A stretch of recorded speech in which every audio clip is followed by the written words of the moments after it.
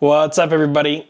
It's Derek, and I hope everyone had a wonderful Thanksgiving holiday. So I'm hoping that you're watching this video because you saw my first video. It was about this thing right here, the Insta360 X4. And in this video, I'm going to be taking you across some of the most iconic places in Seattle, so that way, if or when you decide to visit Seattle, you know of some hotspots that you should go ahead and target first. So if you haven't watched my Insta360 X4 video, this thing right here, this video of Seattle might be a little confusing as to the direction and why I even filmed it to begin with, but essentially what it was is going to be the fact that all of the footage that I took in this video, minus this section right here, was all taken with the Insta360 X4 camera. Because again, you'll probably have to watch my review video. This is a 360-degree camera, which really helps you kind of just point and shoot and reframe later. So I did add a little bit of an Easter egg in this video. It's not something that I labeled, but it is a little bit spherical. So in order for me to know that you've seen my spherical Easter egg, make sure to hit that like and subscribe button below. And if for whatever reason you haven't watched my Insta360 X4 video, this thing right here, make sure you go watch that, because even if you're not a techie person, I did go over some informative information regarding camera technology, and why wouldn't you? It's knowledge. Knowledge is power. So I hope to see you in that video too.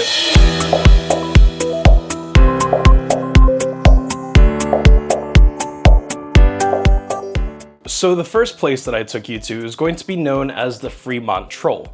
And this Fremont Troll is creepy and cool at the same time. It's literally a troll head in his hands that are underneath what we call the Aurora Bridge over again here in Seattle. And this troll actually came about, it was stood up because there was an art competition, and it was actually stood up and sculpted back in 1989. The Fremont Art Council received a grant, and by popular vote, they decided to build this Fremont Troll underneath of the Aurora Bridge. If and when you are ever in Seattle and you want to see this troll, I do want to warn you that the parking can be a little bit difficult because of the fact that this is literally underneath a bridge in a neighborhood. So if you're going to go see this troll, maybe get an Uber or maybe get some electric scooters and then find your way over there, because if you're driving, let's say like a full-size pickup or whatever, parking can be a little bit tough. So 360 cameras aren't really a new thing, it's just more consumer friendly now and more optimized.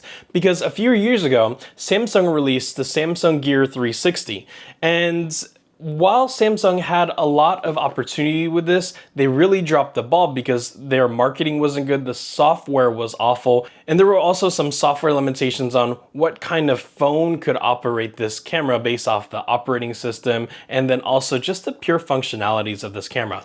So if you do have this camera, the Samsung Galaxy Gear 360 is nowhere in the same league of the Insta360 X4. And that says a lot because I'm actually a Samsung fanboy. So the next place that I took you in Seattle is going to be Kerry Park. Kerry Park is known because of its views. It's a little park that was originally established by Mr. and Miss Albert Kerry, and it was initially part of their private estate. So it used to actually be private land. And then they donated it so that way it could become a park for the public to enjoy. Some things you can expect when you go to Kerry Park is it's kind of hard to find parking, but if you can find parking, or maybe you walked up to this Kerry Park area, this is just breathtaking. The Seattle skyline view from this park is just iconic. Its views are Hollywood level views, and so it's really just beautiful. You are again in the neighborhood, so make sure you're respectful, and then you're also going to see quite a lot of tourists there. And so since this is a park, there is kind of an upper part of the park and then there's a lower part of the park. Don't expect to be doing any major hikes here, but again, there is like a little bit of a walking trail, and then this is a great place if you're going to take pictures, or if you want to take a visitor, or maybe you're a tourist yourself. Phenomenal. So as I was driving around Seattle, it became lunchtime and I got hungry. So I was thinking to myself, well, I'm taking you all around Seattle. What are some iconic Seattle foods that you might be interested in?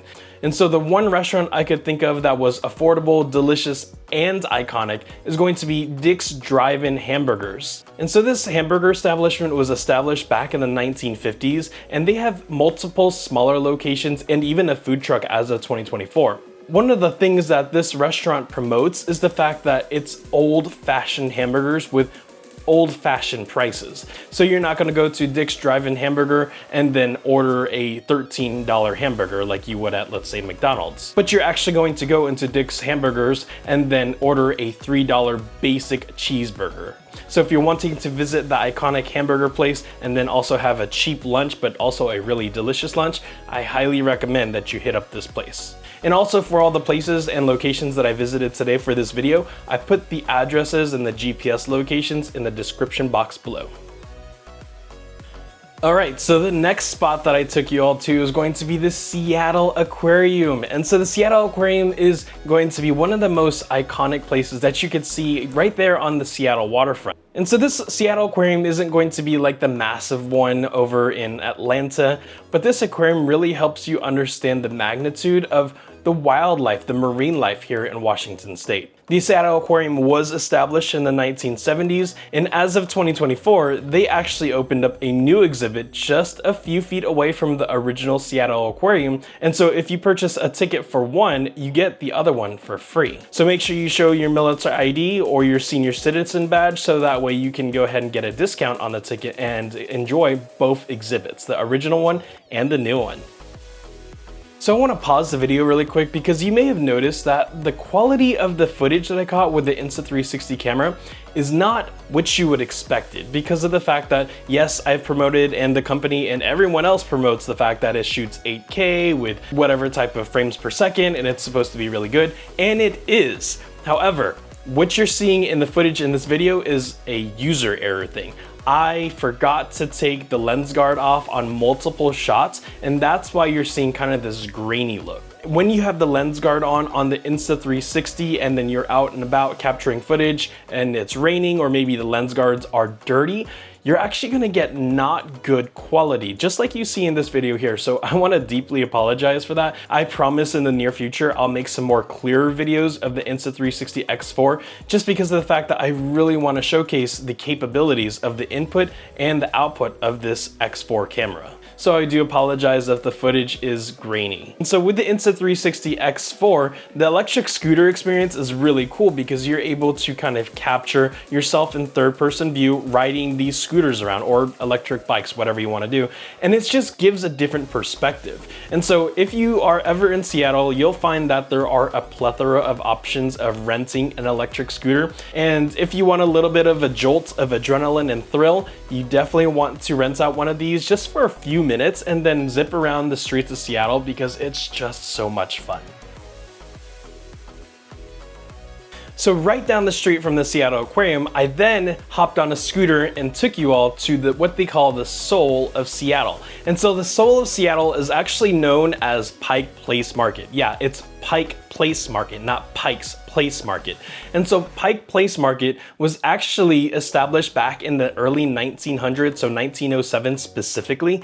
It was actually established by farmers, fishermen, a whole bunch of smaller businesses in the Seattle area, again, back in 1907. And that's what they called home, because Seattle's Pike Place Market is one of the largest and continuously operated public markets. And so if you're ever in Pike Place Market, make sure that you have money because there's so much food that you can try. There's so many vendors. While you're in Pike Place, there are so many iconic things to do and view. And so one of the neatest and coolest things that you see at Pike Place is going to be when one of the fishing vendors will throw a salmon from one location to another. And so I was lucky enough to have the Insta360 X4 stuffed inside of one of these salmons, and the gentleman actually threw the fish with the camera inside and threw it back and forth a few times, and they just put on a really good show. So watch this clip really quick. I'm gonna do this so it doesn't get... You said it's recording?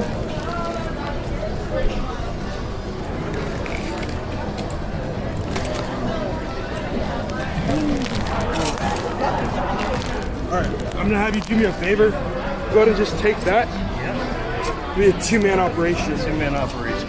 Excuse me. All right, sticky And side. we're gonna.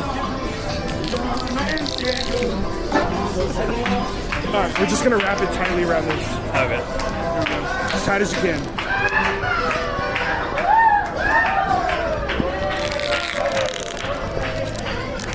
You done this before? Yeah. I see. We do it with GoPros for NFL. Usually we have zip ties. Oh, okay. Cool. And then that's good. And then go ahead and push down on that.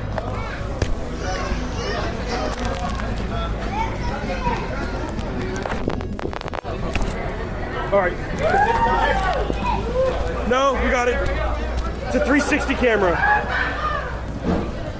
One test toss. One test toss. Yeah. Back jack. Back jack. Yeah. And one more. Yeah. Ah! Back jack. Back jack. Yeah. Hooray! I want to put a special shout out to those guys who did the fish throwing and catching, because of the fact that, I mean, honestly, how cool can that get to showcase the 360 capabilities of the Insta360 X4? And so continuing on to our last stop on this adventure is going to be the Seattle gum wall. Right down the street, literally a few steps away from Pike Place, is going to be the infamous gum wall. So yes, when I say gum wall, I really mean gum wall. It's literally an alley that has a whole bunch of people's chewed up gum, and they stick it on the walls and the bricks in that alley, hence the name gum wall. So the gum wall has actually been around in Seattle for quite some time, and every few years Seattle will actually go through and clean the gum wall, because I mean, it can get kind of gross. And so if you've ever visited, it smells like a mixture of spit and bubblegum, and it's really weird, but it is one of those places that you want to definitely visit. Fortunately and unfortunately for us in this video, I wasn't able to actually showcase the gum wall in all of its entirety, because Seattle recently just cleaned the gum wall about a month ago. And so there is some gum already on the walls of the Seattle gum wall even after being cleaned, but it's not nearly as full as it could have been or as it was. And a Seattle trip wouldn't be complete if you didn't ride a Washington State ferry. If you are new to Seattle or maybe haven't been to Seattle, there is a Washington State ferry system, and these ferries are really designed to help people get from point A to point B, from eastern Puget Sound to western Puget Sound. If that's interesting to you, guess what? I actually did a video on the Washington State ferry system, which was actually my very first video on YouTube. So if you don't mind, go ahead and give my pilot video a little bit of love by clicking on this link right here. So this isn't a know before you go tips type video, because of the fact that I didn't really go too deep into any of the Seattle activities, but I really just wanted to showcase the Insta360 X4 camera. If you would like for me to expand upon any types of Seattle activities, or maybe any new features, functions, or operations of the Insta360 camera, stay tuned and leave me a comment, because I have a lot of videos scheduled to release in 2025.